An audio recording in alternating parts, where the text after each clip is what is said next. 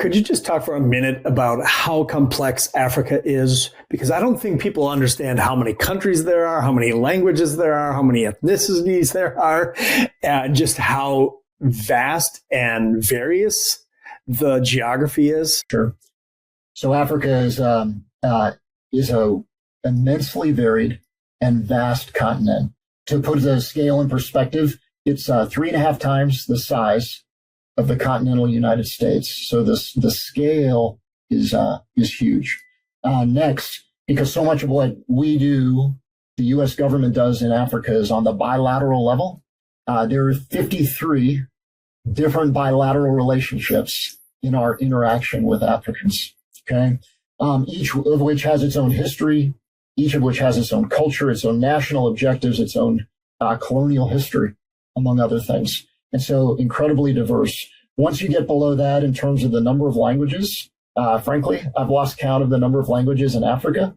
And then the range of cultures, right? If you look at the range of cultures from what you're going to encounter in the Maghreb, right, in, say, Morocco and Tunisia, all the way down to South Africa and the southern tip of Africa, the diversity of cultures, of topography, of weather, of languages, it's absolutely immense. And so serving here in the U.S. Africa Command, where so much of what we do is bilateral, and we say this often, the denominator of 53 different partner militaries, 53 different sovereign contexts, it's immensely challenging. It challenges our discernment, all right? But it always keeps us learning.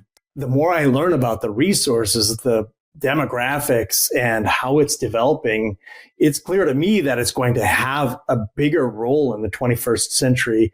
And I wonder if you could just comment on what you think the future of Africa looks like. Sure, Don. And I think that, if you don't mind, this answer will sound somewhat like the last answer I gave you, because I've talked about some of the demographic trends. Okay. And so Africa will be increasingly important as we advance through the 21st century. By 2050, 25% or 1 out of every 4 humans in the world will be living on the African continent. By the way, that's up from 16% in 2020. Africa features the largest youth demographic. It also features significantly and rapidly urbanizing societies. It boasts 60% of the world's arable land, and it offers some of the largest energy and mineral deposits in the world, to include rare earth minerals that enable 21st century technologies like renewable energy. These are fantastic opportunities. They also create challenges.